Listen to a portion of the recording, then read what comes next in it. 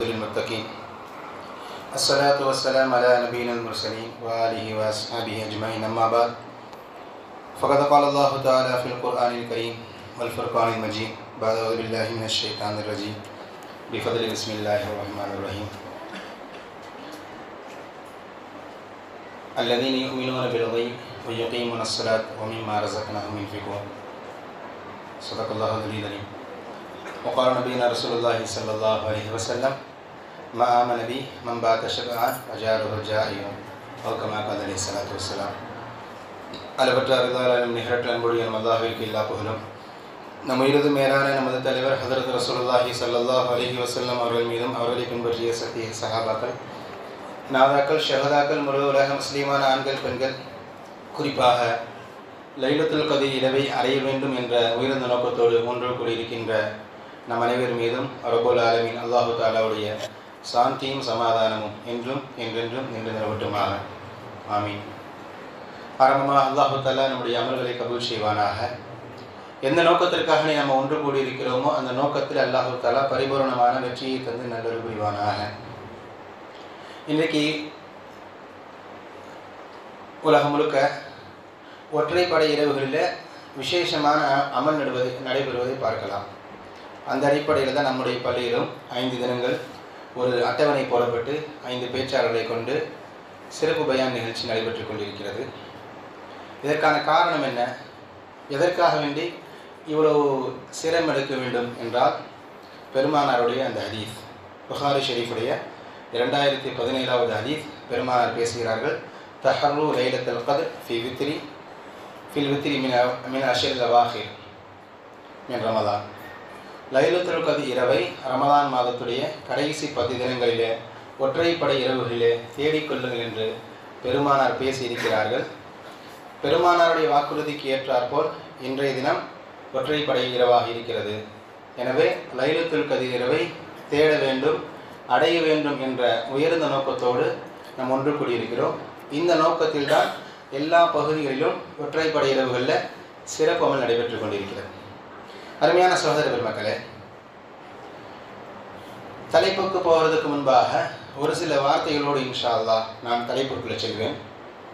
பெருமானார் ஸல்லல்லாஹு அலைஹி வஸல்லம் அவர்கள் ரமதான் முழுக்க நிறைய அமல் செய்திருக்கிறார்கள் என்று இருந்த போதிலும் குறிப்பாக கடைசி 10 தினங்கள் கூடுதலாக கவனம் செலுத்தியிருக்கிறார்கள். அநேகமாக இந்த இரவிலிருந்து இந்த 10 தினங்கள் ஆரம்பமாக இருக்கிறது. இந்த 20 தினங்களிலே நம்ம எந்த அளவுக்கு அமல் செய்தோமோ அதை விட பன்மடங்கு சிரம் எடுத்து முயற்சி செய்து ஏனைய தினங்களிலே அமல் செய்ய வேண்டிய பொறுப்பும் கடமையும் நமக்கு இருக்கிறது. இதற்கு முன்பு நம்ம நோன்பு நோற்றோம், தராவிஹ் தொழுதோம், நிறைய நஃபிலான வணக்கங்களை மேற்கொண்டோம், தான தர்மங்கள் செய்தோம். அதுவெல்லாம் இருக்கட்டும், இந்த 10 தினங்கள் கூடுதல் கவனம் செலுத்த வேண்டும். காரணம், ரமதானுடைய அசலே இந்த 10 தினங்கள் தான். புகாரி ஷெரீஃபுடைய 2024வது ஹதீஸ் ஆயிஷா அறிவிக்கிறாங்க, இதா கான ரசூலுல்லாஹி ஸல்லல்லாஹு அலைஹி வஸல்லம் தஹலல் அஷ்ர, ரமதானுடைய கடைசி 10 வந்து விட்டால் ஷுத்த மிஅஸரஹு, தன்னுடைய கீழாடை இறுக்கி கட்டிக்கொள்வார்கள், கீழாடையை இறுக்கி கட்டிக்கொள்வார்கள். வ அஹ்யா லைலஹு, இரவு முழுக்க விழிக்க ஆரம்பித்து விடுவார்கள். வ ஐகத அஹ்லஹு, தன்னுடைய குடும்ப உறுப்பினர்களை எழுப்புவார்கள் என்பதாக ரசூலுல்லாஹை பற்றி ஹஸரத் ஆயிஷா அறிவிக்கிறார். இப்போ இந்த ஹதீஸ்ல நமக்கு சொல்லுகின்ற செய்தி, கடந்த 20 தினங்களை விட இந்த 10 தினங்கள் அதிகமாக கவனம் செலுத்த வேண்டும், அதிகமாக சிரமம் எடுக்க வேண்டும் என்பதுதான். இன்னைக்கு சமுதாயத்துடைய ஒரு சாபமா என்னன்னு தெரியல. ரமதானுடைய ஆரம்பத்தில் இருக்கின்ற ஆர்வம் நாளுக்கு நாள் குறைஞ்சிக்கிட்டே வருது. ரமதான் முதல் 5 தினங்கள் எல்லாம் பள்ளிவாசல் கொள்ளலை. நாளாக நாளாக நாளாக இன்னைக்கு மற்ற மாதங்கள்ல அசர் தொழுகைக்கு இருக்கிற மாதிரியான கூட்டம் தான் இன்னைக்கு ரமதானுடைய மற்ற வக்துகள் இருக்கு. நமக்கு தெரியும் இல்லையா, அசர் பரிதாபமான வக்து. அசர் தொழுகை, லுஹர் தொழுகை பள்ளியில் பெரும்பாலும் பள்ளியுடைய முக்கால்வாசி நிரம்பி இருக்கும். மக்ரிப் தொழுகை உள்பள்ளி நிரம்பி வெளிப்பள்ளிலாம் வந்துடுவாங்க. நான் அசர் மட்டும்தான் பெரும்பாலான பள்ளிகளில் மோதினாருக்கு பக்கத்தில் 2 பேர், வலது பக்கம் இடது பக்கம் 2 பேர். அசருனால ஒரு அசால்ட்டு. என்னுடைய உஸ்தாத் அடிக்கடி சொல்லுவார், ஒவ்வொரு மகள்னாலையும் அசர் தொழுவதுக்குன்னு சில பேர் இருக்காங்க, அவங்க மட்டும் தான் அசர் தொழுவாங்க. நான் எதுக்கு சொல்கிறேன்னு சொன்னால், இந்த மாதிரியான மைண்ட் செட் இன்னைக்கு ரமதானுடைய இபாதத்துகளை வந்துருச்சு. ரமதானுடைய ஆரம்பத்தில் நமக்கு இருந்த அந்த ஈர்ப்பு, அந்த கவனம், அந்த அமல் செய்ய வேண்டும் என்ற ஆர்வம் நாளுக்கு நாள் கூட தானே செய்யணும். சஹாபாக்களுக்கு கூடுச்சுன்னு தானே நம்ம வரலாறு படிக்கிறோம். இங்கே எங்கே குறையுது? ஒரு கேள்வி நான் கேட்கிறேன், 20 நாளா நம்ம நோன்பு வைக்கிறோம், 20 நாளா தராவியை தொழுகிறோம். இப்போ ரமலானுடைய ஆரம்பத்தில் நமக்கு இருந்த அந்த தக்வாவும் அந்த ஈமானும் இப்போ கூடணுமா குறையணுமா? ஆனா குறைஞ்சிட்டு தானே வருது. ரமலானுடைய ஆரம்பத்தில் இருந்த அந்த தக்வா, அந்த அமல் செய்ய வேண்டும் என்ற ஆர்வம் நாள் போக போக குறையுதுன்னு சொன்னா நம்ம என்ன நோன்பு நோட்டு என்ன பலன், என்ன தராவி தொழுது என்ன பலன்? அருமையான சகோதர பெருமக்கள், அதனால வரக்கூடிய இந்த தினங்கள்ல அதிகம் கவனம் செலுத்த வேண்டும். இன்ஷா அல்லாஹ் உறுதி எடுத்துக்கொள்ளுங்க, இந்த வருடத்துடைய ரமலானை முழுமையாக அடைந்தவர்களுடைய பட்டியலிலே நான் இடம்பெறுவேன். அதற்காண்டி என்னுடைய முழு உழைப்பையும் முழு சிரத்தையும் நான் இதற்காண்டி அர்ப்பணிப்பேன் என்ற சிந்தனை நம்ம இடத்துல வர வேண்டும். இனிமையான சகோதர பெருமக்களே, இன்றைய உரைக்காக எனக்கு வழங்கப்பட்ட தலைப்பு இறை வழியில் செலவழித்தலும் இஸ்லாமிய சமூகமும். இப்போ இறை வழியில் செலவழித்தல் என்றால் என்ன? எதற்கெல்லாம் இறை வழியில் செலவழித்தல்? அரபியில ஃபீ சபீலில்லான்னு சொல்லுவாங்க. எதுதான் ஃபீ சபீலில்லாஹ் கட்டுப்படும்? இப்போ ஒவ்வொரு மதங்கள்லையும் ஒவ்வொரு விதமான விளக்கங்கள் கொடுக்கிறார்கள். இறை பாதையில் செலவு செய்வதற்கு இன்னின்ன வரையறைகள், இது பண்ணால் இறை பாதையில் செலவு செய்தல் என்ற எண்ணம் இருக்கு. சில மதங்கள்லாம் பார்க்கலாம், எப்படி வேணா வியாபாரம் பண்ணலாம், எப்படி வேணா வருமானத்தை கூட்டலாம். அவங்களுக்கென்று சில வழிபாட்டு தலங்கள் இருக்கிறது இல்லையா, கோயில்கள் குளங்கள், அங்கே போய் நன்கொடை கொடுத்தா முடிஞ்சு போச்சு. இது மாதிரியான பழக்க வழக்கங்கள் சில கொள்கைகளில் சில மதங்களில் இருக்கிறது. அது மாதிரி இஸ்லாத்தில் செய்ய முடியுமா?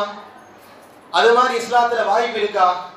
வியாபாரம் எப்படி வேணா இருந்துட்டு போட்டோம், வருமானம் எப்படி வேணா இருந்துட்டு போட்டோம், பள்ளிவாசலுக்கு டொனேஷன் கொடுத்தியா அல்ஹம்துலில்லாஹ், கஞ்சிக்கு பணம் கொடுத்தியா அல்ஹம்துலில்லாஹ், ஏசி போடுறதுக்கு பணம் கொடுத்தியா அல்ஹம்துலில்லாஹ், இப்படி அமர்ந்துட முடியும்? இஸ்லாம் வன்மையாக கண்டிக்கிறது. இதை ஒருபோதும் இஸ்லாம் ஏற்றுக்கொள்ளவில்லை. உங்க புரிதலுக்காக வேண்டி சொல்றேன், நம்முடைய மஹல்லாவில் ஒருத்தர் முஸ்லீம் அல்லாதவர் நம்மளோட சேர்ந்து வியாபாரம் செய்யறாரு. ஹலாலான வியாபாரம் தான், நமக்கு தெரியுது. அவர் முழுக்க முழுக்க பர்ஃபெக்டா வியாபாரம் செய்யறாரு. இவர் கஞ்சிக்கு பணம் கொடுக்கிறாரு. வாங்கலாமா வேண்டாமா? யோகபித்த கருத்து வாங்கலாம், பிரச்சனை இல்லை. அவர் முஸ்லீம் அல்லாதவராக இருந்தாலும் வருமானம் பர்ஃபெக்ட், நோ ப்ராப்ளம், வாங்கிக் கொள்ளலாம். அதே ஒரு இஸ்லாமிய சகோதரர், அவரு வருமானத்துல கொஞ்சம் முன்ன பின்ன இல்லையா, 2ஆம் நம்பர் வியாபாரம் தான் அதிகமா பண்றாரு. அவருடைய வருமானத்துல பெரும்பகுதி வட்டி இருக்கு இல்லையா. இது மாதிரி அவர் வருமானத்துல நிறைய சரிசைகள் இருக்கு. இவர் கஞ்சிக்கு கொடுக்கிறாரு. இப்ப என்ன செய்யலாம்? இப்போ யோகபித்த கருத்தை அவட்ட வாங்கக்கூடாது இல்லையா இல்லையா எப்படி வேணா வியாபாரம் பண்ணட்டும், பள்ளிவாசலுக்கு கொடுத்தா அல்ஹம்துலில்லாஹ். இந்த கான்செப்டே இஸ்லாத்துல கிடையாது. இந்த கான்செப்டை நீ எனக்கு கொடுக்கறதா இருந்தா, அல்லாஹ்வுடைய பாதையில கொடுக்கறதா இருந்தா, ஃபர்ஸ்ட் ஒன்ட்ட பியூரா இருக்கணும். உன்னுடைய அசிங்கங்களை பியூரிஃபை பண்ற இடம் பள்ளிவாசலோ மதரசாக்களோ அல்ல. இறை பாதை அப்படி அல்ல. அதாவது நான் எதுக்கு சொல்றேன்னா, மற்ற கொள்கைகள்ல இப்படி ஒரு சிந்தனை இருக்கு. எப்படி வேணா சம்பாதிச்சுக்கலாம், இறைவனுடைய பாதையில செலவு செஞ்சா அதெல்லாம் பியூரிஃபை ஆயிருன்ற மைண்ட் செட் இருக்கு இல்லையா, அந்த மைண்ட் செட்டை இஸ்லாம் உடைக்குது. இங்கெல்லாம் அப்படி கிடையாது. நீ கொடுக்கணும்னு சொன்னா முதல்ல ஓன்ட்ட பெர்ஃபெக்டா இருக்கணும், ஓன்ட்ட பரிசுத்தமா இருக்கணும். ஓன்ட்ட கலப்படத்தை வச்சுக்கிட்டு நீ ஏன்ட்ட கொடுத்துட்டு நீ உன்னத பரிசுத்தமாக்க முடியுமான இஸ்லாத்துல அந்த கான்செப்டே கிடையாது. கண்ணியமான சகோதர பெருமக்களே, இப்ப இறை பாதை என்றால் என்ன ரொம்ப தெளிவாக இருக்கு. இப்ப இறை பாதையில செலவு செய்வது ஃபீ சபீலில்லாஹ்விற்கு குர்ஆன்ல நிறைய உதாரணங்கள் அல்லாஹ் தஆலா சொல்கிறான். இன்னின்ன பாதையில செலவு செஞ்சா இறை பாதையில செலவு செய்தது என்று உங்களுக்கு புரியறதுக்காக ஒரு சின்ன உதாரணத்தோட நம்மள புரிய வைப்பேன். எதெல்லாம் இறை பாதையில செலவு செய்வது, எது ஃபீ சபீலில்லாஹ்ல கட்டப்படும், எது ஃபீ சபீலில்லாஹ்ல கட்டுப்படாது. சிம்பிளா நம்ம கொடுக்கிறோம்ல, அது யாருக்கும் கொடுக்கலாம். பள்ளிவாசலுக்கு கொடுக்கறதா இருக்கட்டும், மதரசாக்களுக்கு கொடுக்கறதா இருக்கட்டும், இமாமுக்கு கொடுக்கறதா இருக்கட்டும், மோதினாருக்கு கொடுக்கறதா இருக்கட்டும், பக்கத்து வீட்டுக்காரர்களுக்கு கொடுக்கறதா இருக்கட்டும், நண்பர்களுக்கு கொடுக்கறதா, ஏழைகள் யாருக்கு வேண்டாம் வைத்துக் கொள்ளுங்க, பிரச்சனை இல்ல. கொடுக்கிறதனுடைய பலனை அல்லாஹ்விடத்தில் எதிர்பார்த்தா இது சபீலில்லாஹ். இறை பாதையில் செலவு செய்தல் என்பதற்கு சின்ன டெபினிஷன் நம்ம கொடுத்தோம். இந்த கூலி எனக்கு இவங்கள்ட்ட தேவையில்லை, என் ரப்புட்ட போதும், என் ரப்புட்ட நான் கூலியை பெற்றுக் கொள்வேன். இந்த மைண்ட் செட்ல கொடுத்தா இது ஃபீ சபீலில்லாஹ் கட்டுப்படும். அப்படி இல்ல எனக்கு சில ஆதாயங்கள் உலகத்திலேயே கிடைக்கணும் என்று இருந்தா நீங்க கோடி ரூபாய் செலவு செய்தால் ஃபீ சபீலில்லாஹ் கட்டுப்படாது. நல்லா விளங்கிக்கோங்க. இறை பாதையில் செலவு செய்வதல் என்பதற்கான அசல் ஆதாரம் இதுதான். இன்னும் சொல்ல போனா நான் அடுத்து பேசப்படக்கூடிய என்னுடைய உரையுடைய சாராம்சமும் இந்த ஒரு வரிதான். இந்த ஒற்றை வரியில தான் நான் கடந்து போய்கிட்டே இருப்பேன். அருமையான சகோதர பெருமக்களே, கொடுக்கிறது என் ரப்புக்காக வேண்டி, இந்த கூலியை நான் ரப்பிட்ட தான் பெற்றுக்கொள்வேன். பள்ளிவாசலுக்கு வசூல் செய்யறோம், தேவை இருக்கு. மதரசாக்கு வசூல் செய்யறோம், ஒருத்தர் 100 ரூபாய் கொடுக்கிறார், ஒருத்தர் 100 ரூபாய் கொடுக்கிறார். இஹ்லாஸான முழு அல்லாஹ்ட்ட மட்டுமே என்னோட கூலியை பெற்றுக் கொள்ளணும் என்ற எண்ணத்துல கொடுக்கிறார். இன்னொருத்தர் கொஞ்சம் கூட கொடுக்கிறார், 1 லட்ச ரூபாய் 2 லட்ச ரூபாய் கொடுக்கிறார். ஆனா அவருக்கு மைண்ட் செட்டு, நமக்கும் பள்ளியில ஏதாவது பொறுப்பு கிடைச்சா நல்லா இருக்குமே, மனிதரோட இயல்பு தானே, நமக்கு ஏதாவது பொறுப்பு கிடைச்சா நல்லா இருக்குமே, அவ்வளவு தூரம் போவேனாங்க.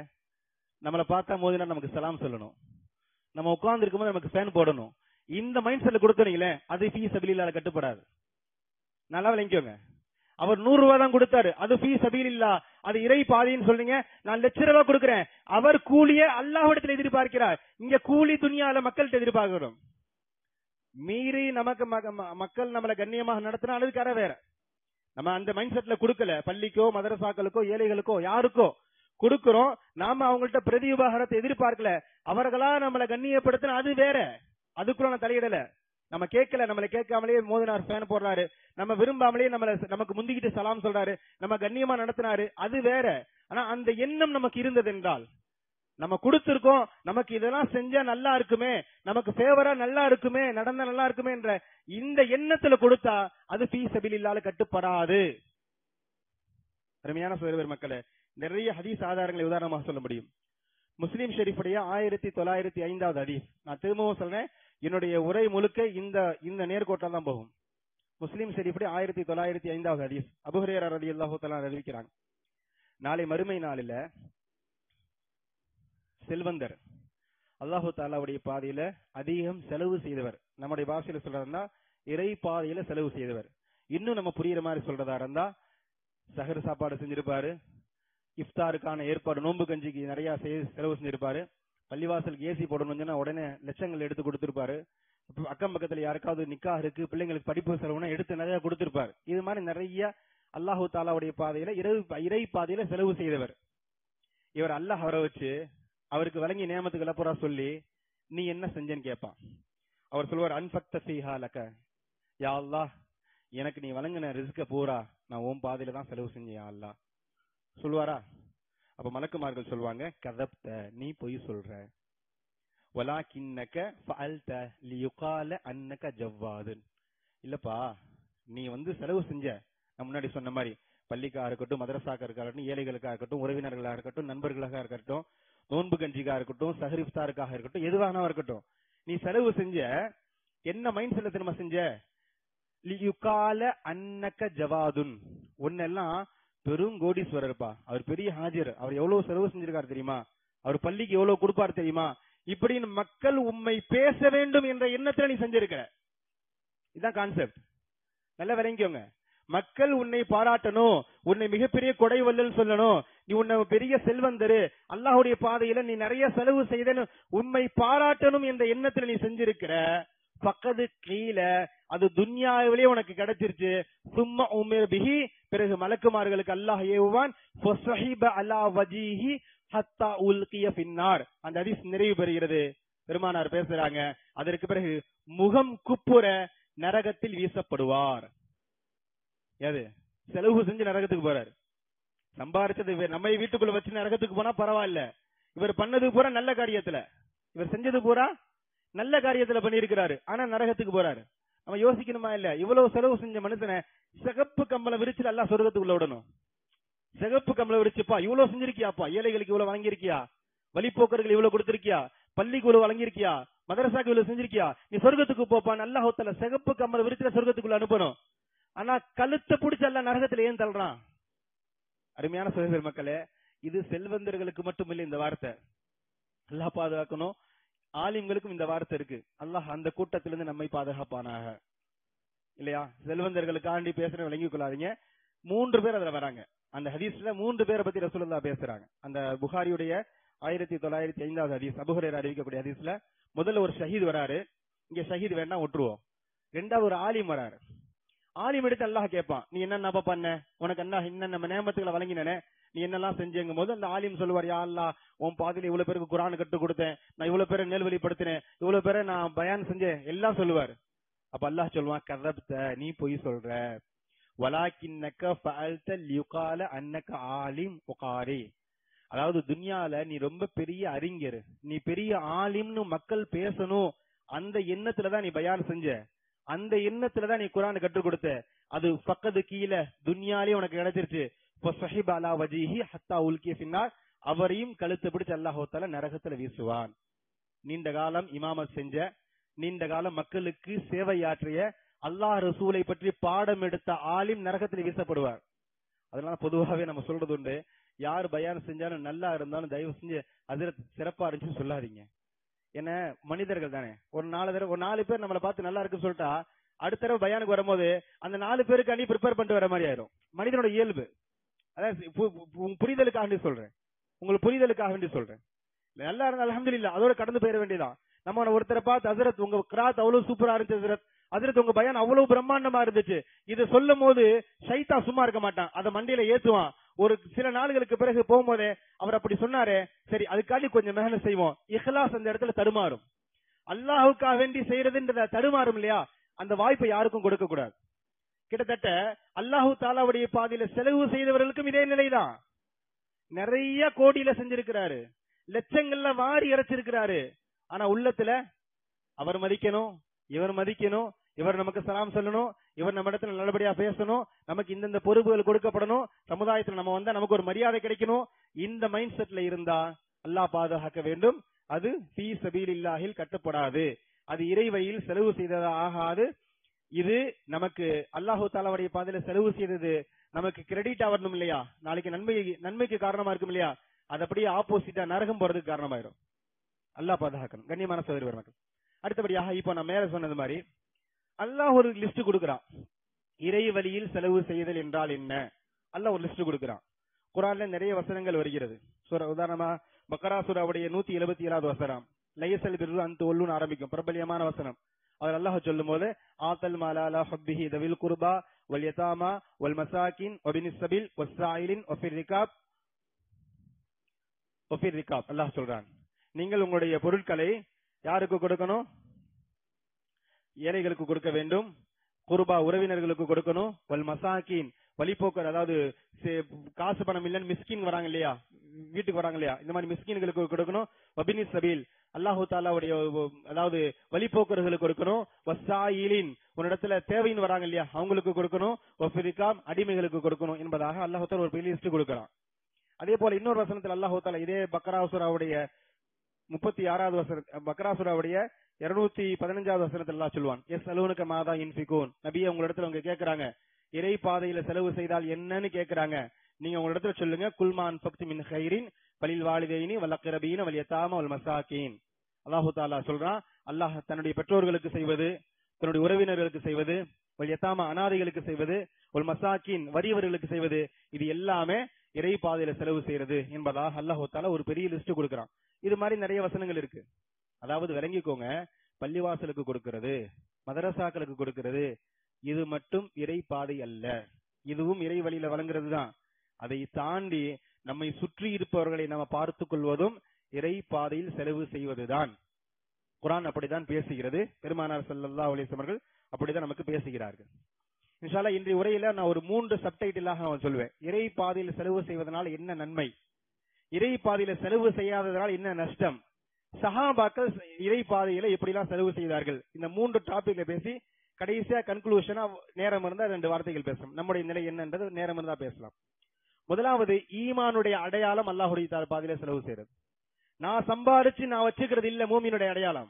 அல்லாஹ் குர்ஆன் ஆரம்பிக்கிறான் இல்லையா, சூரா பக்ரா, அலிஃப் லாம் மீம் ஸாலிகல் கிதாப் லா ரைப ஃபீ ஹுதல் லில் முத்தகீன், இந்த வேதம் இதுல எந்த சந்தேகமும் இல்லை, முத்தகீன்களுக்கு இறையச்சமுடையவர்களுக்கு இந்த வேதம் நேர்வழி காட்டும் அப்படின்னு சொல்லிட்டு அல்லாஹ் சொல்றான்.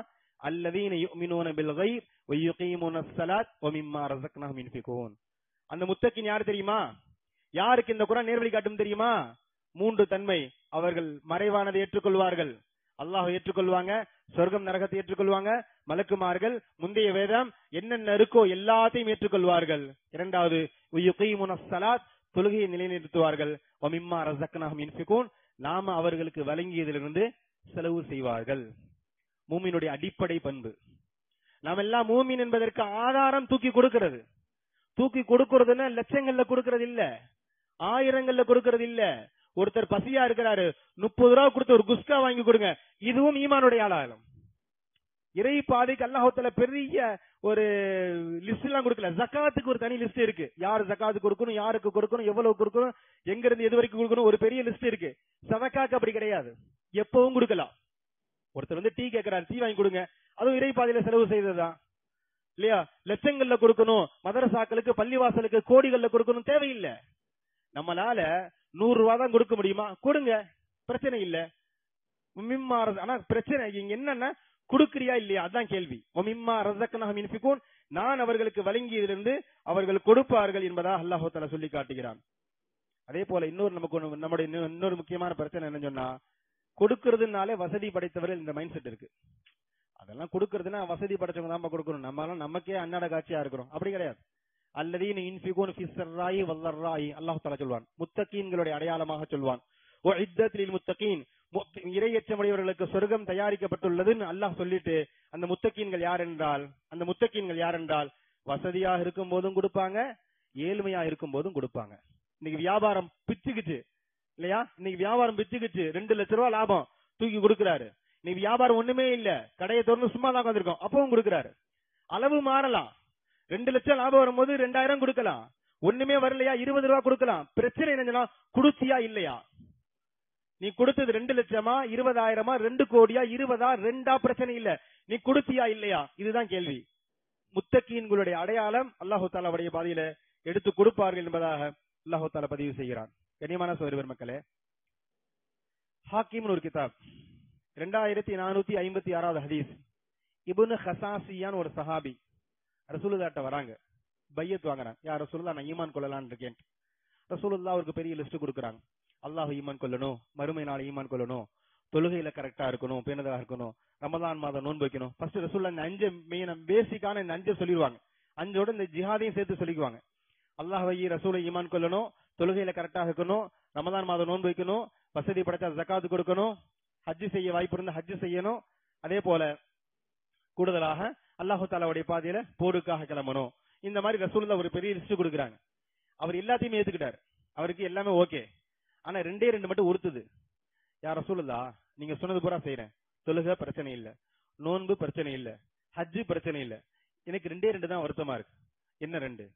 இல்ல, நீங்க அல்லாஹ்வுடைய பாதையில கொடுக்கணும்னு சொல்றீங்களே, அதுதான் கஷ்டமா இருக்கு. என்ன கஷ்டப்பட்டு சம்பாதிக்கிறோம், காசு பணத்துக்கு தானே பொண்டாட்டி பிள்ளையெல்லாம் விட்டுக்கிட்டு எவ்வளவு முடியுமோ அந்த காசை சம்பாதிக்கிறதுக்கு கஷ்டப்படுறோம். அதை தூக்கி கொடுக்க சொல்றீங்களே, அதுதான் ஒண்ணு வருத்தமா இருக்கு. 2வது, அல்லாஹ் தஆலாவுடைய பாதையில ஜிஹாது செய்யணும்னு சொல்றீங்களே, அது நம்மளால முடியாது. வீட்டுல இருந்துட்டு என்னெல்லாம் செய்ய முடியுமோ சொல்லுங்க, செய்யறேன். இந்த காசு அவருங்கன்னு சொல்றதோ, ஜிஹாதுக்கு போங்கன்னு சொல்றதோ, இது 2 மட்டும் எனக்கு கொஞ்சம் நேரம் வருத்தமா இருக்கு. இந்த 2ல மட்டும் ஏதாவது என்ன முடியுமா, கன்செப்ட் பண்ண முடியுமா கேட்பாங்கல்ல, ஏதாவது விதிவிலக்கு செய்ய முடியுமா அப்படின்ற மாதிரி கேட்டாங்க. ரசூலுல்லாஹ் ஒரே வார்த்தை தான் கேட்டாங்க, லா சதக்கத வலால் ஜிஹாத. என்னப்பா சதக்காவும் கொடுக்க மாட்டேங்கிற? சதக்கா மீன்ஸ் இறை பாதையில செலவு செய்யறது. நான் திரும்ப சொல்றேன், சதக்கான்றது நிறைய கொடுக்கறது. 2 ரூபா கொடுத்தாலும் சதக்கால வரும் இல்லையா? சதக்காவும் கொடுக்க மாட்டேங்கிற, வலல் ஜிஹாத, ஜிஹாதும் செய்ய மாட்டேங்கிற, ஃபபிமா ததுகுலுல் ஜன்னா, பிறகு என்ன நம்பிக்கையில நீ சொர்க்கத்துக்கு போலான்னு இருக்க? ரசூலுல்லாஹ் கேக்குற கேள்வி வந்துமா, சொர்க்கத்துக்கு போகணும்னு ஆசை இருக்குல்ல, என்ன நம்பிக்கை? பேசிக் இது. நீ சதக்காவும் கொடுக்க மாட்ட, அல்லாஹ் தஆலாவுடைய பாதையில போராடவும் மாட்ட, நீ எப்படி சொர்க்கத்துக்கு போக முடியும்? உனக்கு என்ன நம்பிக்கையில சொர்க்கத்துக்கு போக? அப்ப ரசூலுல்லாஹ் என்ன சொல்ல வரேன்னா, இதை விட்டுட்டா நீ சொர்க்கத்தை மறந்துரு. அல்லாஹ் தஆலாவுடைய பாதையில செலவும் செய்ய மாட்டேன், அல்லாஹ் தஆலாவுடைய பாதையில போரும் செய்ய மாட்டேன், நீ சொர்க்கத்துல என்ன கிழிக்க போற? அதான் அர்த்தம். ஃபபிமா ததுகுல் ஜன்னத்துக்கு தான் அர்த்தம். நீ சொர்க்கத்துக்கு என்ன கிழிக்க போற? உனக்கு எப்படி சொர்க்கம் கிடைக்கும்? அவர் புரிஞ்சுக்கிட்டாரு. யா ரசூலுல்லாஹ், இல்ல யா ரசூலுல்லாஹ், நான் சதகா செய்யறேன், நான் அல்லாஹ் தஆலாவுடைய பாதையில போருக்கு வரேன், என்ன சேர்த்துக்கோங்கன்னு சொன்னப்ப ரசூலுல்லாஹ் அதுக்கு பிறகுதான் பைய செய்தார்கள் என்று பார்க்கிறோம். எதுக்கு பிறகுதான் பைய செய்தார்கள். கண்ணியமான சகோதர பெருமக்களே, அல்லாஹ் தஆலாவுடைய பாதையில செலவு செய்யறதுங்கிறது ஏதோ ஊர்ல 4 பேர் இருக்காங்க, அவங்க மட்டும் தான் செய்வாங்க, நம்ம கடைசி வரைக்கும் வாங்கிட்டே இருக்கலாம், அப்படி கிடையாது. கொடுக்கிற இடத்துல நம்மளும் இருக்கணும். கொடுக்கிறதுக்கு அளவு கிடையாது. நான் திரும்பவும் சொல்றேன், கொடுக்கிறதுக்கு அளவு கிடையாது. லட்சமும் கொடுக்கலாம், ரூபாயும் கொடுக்கலாம். கொடுக்கிறீங்களா இல்லையா? அதான் இங்க கேள்வி. குர்ஆன் ஹதீஸ்ல அல்லாஹ் தஆலாவுடைய பாதையில செலவு செய்வர்கள் சம்பந்தமாக நிறைய பெருமானார் பேசுறாங்க. புகாரி ஷெரீஃபுடைய 7316வது ஹதீஸ், அவரை பார்த்து பொறாமப்படலாம். இஸ்லாம் பொறாமை ரொம்ப கடுமையாக கண்டிக்குது. இது தெரியும் இல்லையா? வமின் ஷர்ரி ஹாசிதின் இதா ஹஸத், 113வது வசனத்திலே கடைசி வசனம் அல்லாஹ் தஆலா பேசுவான், பொறாமைக்காரர்களுடைய பொறாமையுடைய தீங்கை விட்டும் யா அல்லாஹ் என்னை பாதுகாப்பாயாக அல்லாஹ் துவா செய்ய சொல்றான். நம்ம அதிகமாக கேட்கணும். பொறாமை என்பது சாதாரணமானதல்ல. ஒரு ஒரு குடும்பம் நாசமாயிரும், ஒரு வியாபார ஸ்தலம் நாசமாயிரும், ஒரு நாடு நாசமாயிரும். பொறாமன்றது அவர் ரொம்ப சாதாரணமா நினைச்சிட்டு இருக்கோம். பொறாமைங்கிறது ஒரு நாடு நாசமாகிறதுக்கு பொறாமை காரணமா இருக்கு. அதனால பொறாமை ரசூலுல்லாஹ் ரொம்ப கடுமையா எச்சரிக்கிறார். ஈயாக்கும் அல் ஹசத், பெருமானார் பேசுறாங்க, பொறாமையை விட்டு நான் உங்களை எச்சரிக்கிறேன். ஃபஇன்னல் ஹசத் யாகுதுல் ஹஸனாத் கமா தாகுதுன் நாருல் ஹதப். நெருப்பு விறக சாப்பிடுறது மாதிரி நீ பண்ற எல்லா நன்மையும் நாசமா போயிரும் நீ பொறாமைப்படுறது. யாரையாவது பார்த்து நீ பொறாமப்பட்டின, நீ செஞ்ச எல்லா இபாதத்துகளும் எல்லா நன்மைகளும் நாசமாகிடும். அதனால பொறாமையின் பக்கம் போயிராத, பொறாமை பயங்கரமானதுன்னு ரசூலுல்லாஹ் எச்சரிக்கிறாங்க. அந்த ரசூலுல்லாஹ் எந்த பொறாமையை எச்சரித்தார்களோ அந்த நாவு, ரசூலுல்லாஹ்வுடைய நாவு பேசுகிறது, லா ஹஸத இல்லா ஃபில் இஸ்னைன், 2 பேர் மேல பொறாமப்படலாம். நல்ல விளங்கிக்கிறீங்களா? பொறாமப்படாத, பொறாமப்பட்டா நாசம் ஆயிருவன்னு சொல்ற பெருமானார் 2 பேரை பார்த்து பொறாமப்படுன்றாங்க. யார் அந்த 2 பேர்? ஒருத்தருக்கு அல்லாஹ் தஆலா குர்ஆனுடைய கல்வியை கொடுத்திருப்பார், இவர் கற்று மற்றொரு குர்ஆனை கற்றுக் கொடுப்பார் இல்லையா? இவரை பார்த்து பொறாமப்படலாம். இவரை மாதிரி நம்மளும் கல்வி கற்றிருந்தா நம்மளும் 4 பேருக்கு சொல்லிக் கொடுக்கலாமே, நாமும் 4 பேருக்கு அல்லாஹ் ரசூலை பத்தி சொல்லிக் கொடுக்கலாமே, நமக்கு அந்த வாய்ப்பு கிடைக்கலையே, இவருக்கு அந்த வாய்ப்பு கிடைச்சிருக்கே அப்படின்னு அவரை பார்த்து பொறாமப்படலாம். பிரச்சனை இல்ல. 2வது, அல்லாஹ் தஆலா அவருக்கு வருமானங்களை கொடுத்திருப்பான். பெருமானார் பேசுறாங்க, ரஜுலுன் ஆதாஹுல்லாஹு மாலன், அல்லாஹ் அவர்களுக்கு வருமானத்தை கொடுத்திருப்பான். ஃபஸல்லத்துஹு அலா ஹலகத்தி ஃபில் ஹக்கி, நியாயமான பாதையில செலவு செய்வார். அவர் செலவு பூரா அல்லாஹ் ரசூலுக்கு கட்டுப்பட்டு இறை பாதையில மட்டுமே செலவு செய்வார். இந்த மாதிரி நியாயமான பாதையில செலவு செய்யக்கூடிய நபர்களை பார்த்து நீங்கள் பொறாமைப்படலாம் என்பதாக அல்லாஹு தஆலா திருமறையில் பேசுகிறான். பெருமானார் ஸல்லல்லாஹு அலைஹி வஸல்லம் பேசுகிறார். கண்ணியமான சகோதரர் மக்களே, அந்த அடிப்படையில அல்லாஹு தஆலாவுடைய பாதையில செலவு செய்வது என்பது நான் முன்னாடி சொன்னது போன்று ஈமானுடைய அடிப்படையாக இருக்கிறது. நாளை மறுமை நாளிலே அரிசியுடைய நிழலை பெற வேண்டும் என்றால் அங்கும் இந்த சதக்கா வந்து நிற்கிறது. புகாரி ஷெரீஃபுடைய 6806வது ஹதீஸ், பிரபல்யமாக நம்ம அதிகமாக கேள்விப்பட்டிருக்கின்ற ஹதீஸ், 7 பேர் நாளை மறுமை நாளிலே அரிசியுடைய நிழலிலே இருப்பார்கள். 7 பேர் நாளை மறுமை நாளிலே அரிசியுடைய நிழலிலே இருப்பார்கள். சப்அத்துன் யுதல்லிலுஹுமுல்லாஹு ஃபில்லிஹி யௌம லா லில்ல இல்லா தில்லுஹு. ரசூலுல்லாஹ் ரொம்ப அழகான வார்த்தை பயன்படுத்துறாங்க. 7 பேர் அரிசியுடைய நிழலில் இருப்பாங்கன்னு ரசூலுல்லாஹ் சொல்லல. ரசூலுல்லாஹ் எப்படி பேசுறாங்க பாருங்க. 7 பேர், 7 கூட்டத்தினர்கள் அரிசியுடைய நிழலை தவிர வேறு எந்த நிழலும் இருக்காதே அந்த நாளிலே அரிசியுடைய நிழலில் இருப்பார்கள். செய்தி புரியுதா? அரிசியுடைய நிழல்னு சொல்லல. அந்த நாள்ல அரிசி மட்டும்தான் நிழல், அதை தவிர வேற நிழலே கிடையாது. அந்த நாளிலே அரிசியுடைய நிழலிலே 7 பேர் இருப்பார்கள். அதுல ஒருவர் தசத்தக, ரஜுலுன் தசத்தக பிசதகத்தின், நிறைய இறைப்பாதையில செலவு செய்வார். அஹ்பாஹா லா தஅலமு ஷிமாலுஹு மா சனஅத் யமீனுஹு, அவருடைய வலது கை கொடுத்தது இடது கைக்கு தெரியாது. வலது கையில கொடுக்கிறது இடது கைக்கு தெரியாது. என்ன அர்த்தம்? கொடுக்கறத சொல்லி காட்ட மாட்டார். நான் முன்னாடி சொன்னேன் இல்லையா, நம்ம கொடுத்துட்டு நமக்கு 4 பேர் சலாம் சொல்லணும், நம்மள 4 பேர் மரியாதையா பேசணும் இல்லையா? இந்த மாதிரியான எதிர்பார்ப்புகள் இல்லாமல் இவர் கொடுக்கறது கொடுத்துக்கிட்டே இருப்பாரு. இவர் கொடுக்கறது யாருக்கும் தெரியாது. இந்த மைண்ட் செட்ல கொடுக்கிறார் இல்லையா, இவருக்கு அல்லாஹ் தஆலா அரிசியுடைய நிழலிலே இடம்பெற செய்வான் என்பதாக பெருமானார் ஸல்லல்லாஹு அலைஹி வஸல்லம் பேசுகிறார். இன்ஷா அல்லாஹ் கொடுக்கறதுக்கு முயற்சி செய்யலாமா? நிறைய கொடுக்கறதுக்கு முயற்சி செய்யுங்க. நான் மீண்டும் சொல்றேன், எவ்வளவுன்றது இல்ல, எவ்வளவும் கொடுங்க, ஆனா கொடுங்க, கொடுத்துக்கிட்டே இருக்கணும். ஒரு நாளைக்கு என்னால 10 ரூபாய் சதக்கா முடியும், தாராளமா செய்யலாம். 10,000, 10 லட்சம், 10 கோடி தேவையில்லை, 10 ரூபா தான் முடியும், பிரச்சனை இல்ல. என்னால ஒரு நாளைக்கு ஒருத்தருக்கு டீ வாங்கி கொடுக்க முடியும், பிரச்சனை இல்ல, கொடுங்க. ஒருத்தருக்கு பசியால இருக்காரு, ஒரு சாப்பாடு வாங்கி கொடுக்க முடியும், போதும். அல்லாஹு தஆலாவுடைய பாதையில நிறைய செலவு செய்து கொண்டே இருக்கணும். நம்முடைய ஈமான் பாக்கியாக இருக்கும். நம்முடைய ஈமான் பாக்கியாக இருப்பதுல, நம்முடைய ஈமான் நம்ம இடத்துல தரிபட்டு இருக்க வேண்டும் என்றால் இறைவனுடைய பாதையில செலவு செய்து கொண்டே இருக்க வேண்டும். இறைவனுடைய பாதையில செலவு செய்யலன்னு சொன்னா குர்ஆன் ஹதீஸ்ல சில கடுமையான வார்த்தைகள் இருக்கிறது, அதையெல்லாம் நம்மளால ஜீரணிக்கவே முடியாது. அல்லாஹ் ரொம்ப கடுமையாக பேசுகிறான். முத்தஸிர் ஒரு சூரா முத்தஸிர் 29வது ஜுஸ், அந்த சூரா முத்தஸிர். அந்த சூறாவுல சக்கர்னு நரகம் இருக்கு. அந்த நரகத்துல இருப்பவர்களை பார்த்து நரகத்துல இல்லாதவங்க பேசுற வார்த்தை கான்வர்சேஷன். சக்கரு நரகம் இருக்கு, அந்த நரகத்துல நிறைய பேர் இருப்பாங்க, நரகத்துக்கு வெளியில நிறைய பேர் இருப்பாங்க. இவங்க இந்த நரகத்துக்கு இவங்க நரகவாதிகள் இல்ல, இவங்க அவங்கள்ட்ட பேசுவாங்க, அதுக்கு அவங்க பதில் சொல்லுவாங்க. இப்படி ஒரு கான்வர்சேஷன் இருக்கு. அதை பத்தி அல்லாஹ் தஆலா முத்தஸின் ஒரு சூறாவுல பேசுகிறான். சக்கர்னு என்னன்னா நரகத்திலே பயங்கரமான நரகம் சக்கர். 7 நரகம்னு கிதாபுல பார்க்கிறோம், ஹதீஸ்கள்ல 7 விதமான நரகம். அதுல ஆக பயங்கரமான நரகம் சக்கர் தான் ஆக பயங்கரமான நரகம். தஃசீர் எழுதுவாங்க, மத்த நரகம் எல்லாம் சக்கரை பார்த்து பயப்படும். நம்ம எல்லாம் நரகத்தை பார்த்து பயப்படுவோம் இல்லையா? பயப்படுறோமா? நம்ம நரகத்தை பார்த்து பயப்படுற மாதிரி ஏனைய நரகம் எல்லாம் சக்கரை பார்த்து பயப்படும். அவ்வளவு பயங்கரமான நரகம்.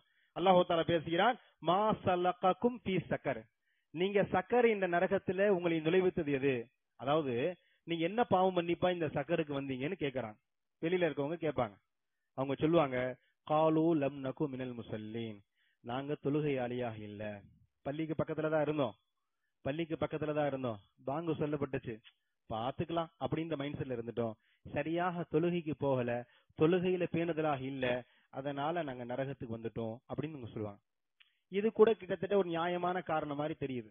அல்லாஹ் கொடுக்கறான், நம்மளை பார்த்து தொழுகுன்னு சொல்றான் இல்லையா? நமக்கு எல்லாத்தையும் அவன் தான் கொடுக்கறான், தொழுகுன்னு சொல்றான், தொழுகல தண்டிக்கிறான், நியாயம். அத்தாவே மகன்கிட்ட எல்லாம் செய்யறாரு, அத்தா சொல்றது மகன் கேட்கலாட்டி அத்தாவுக்கு கோபம் வருது, இது நியாயமான கோபம். அது மாதிரி நான் தொழுகுன்னு சொல்றேன், நீ தொழுகல, அதனால உனக்கு நரகம் அப்படின்னு அல்லா உள்ளத்தெல்லாம் நியாயம். சரி, ரெண்டாவது அவங்க சொல்ற வார்த்தை, வலம் நகு நுதிமுல் மிஸ்கீன். ஏழைகளுக்கு நாங்கள் உணவளிப்பவர்களாக இல்லை. இல்ல அவங்க என்ன சொல்றாங்க, மா சலகக்கும் ஃபீ சக்கர்.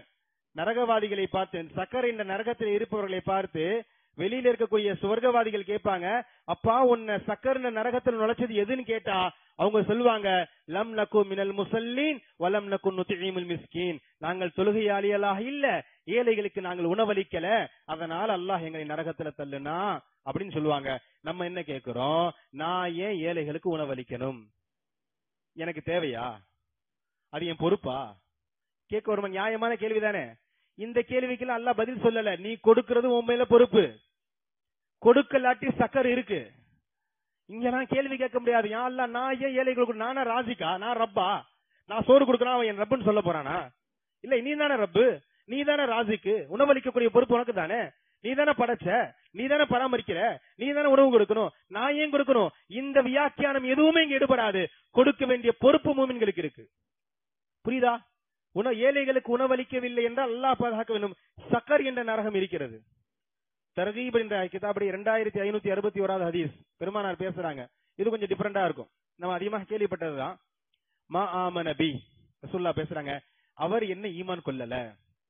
மா ஆமன பின அதான் அஷ்ஹது அன்ன முஹம்மது ரசூலுல்லாஹ் சொல்றோம்ல, ரசூலுல்லாஹ்வை நான் நபியா ஏற்றுக்கொண்டேன், அது பொய்ன்னு சொல்றாங்க. அவர் என்னை ஈமான் கொள்ளவில்லை.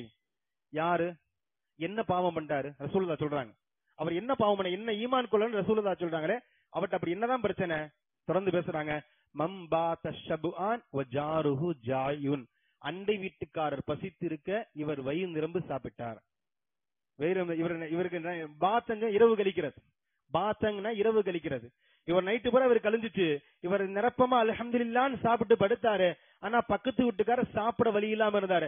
அவர் பசித்திருக்க நீ வயிறு நிரம்ப சாப்பிட்டால் நீ என்னை ஈமான் கொள்ளவில்லை. ரசூலுல்லாஹ் பேசுறாங்க. நானும் இதே கேள்விதான் கேட்கிறேன், நான் ஏன் கொடுக்கணும்? நான் அவனுக்கு பொறுப்புதார், ஏன்னா ராசிக்கா? இல்ல அல்லாஹ் ஏற்கனவே என்ன அனுப்பும் போது, என்ன படைக்கும் போது, உன் பக்கத்து வீட்டுக்காரங்களுக்கு நீ தான் பொறுப்பு, அவருக்கு பெரிய வருமானம் இருக்காது, அவருக்கு பெரிய வசதி வேலை வாய்ப்பு இருக்காது, நீ சம்பாதிச்சேன்னு நீ அவருக்கு கொடுக்கணும், அப்படி அல்லாஹ் என்கிட்ட ஏதாவது பத்திரம் எழுதி அனுப்பிச்சிருக்கிறானா? இந்த கேள்வியெல்லாம் இங்க கேட்க கூடாது. கண்டிப்பாக கொடுக்கணும். அதாவது அல்லாஹு தஆலாவுடைய பாதையில செலவு செய்யலாட்டி என்னன்னு கேட்போம் இல்லையா? அதுக்கு ரசூலுல்லாஹ்வுடைய பதிலா பயங்கரமாக இருக்கும். அரைத்தல்லதி யுக்கதிபு பித்தீன், ரசூலுல்லாஹ் அல்லாஹ் பேசுறான். மறுமையை பொய்ப்பித்தானே அவன் யாரு தெரியுமா?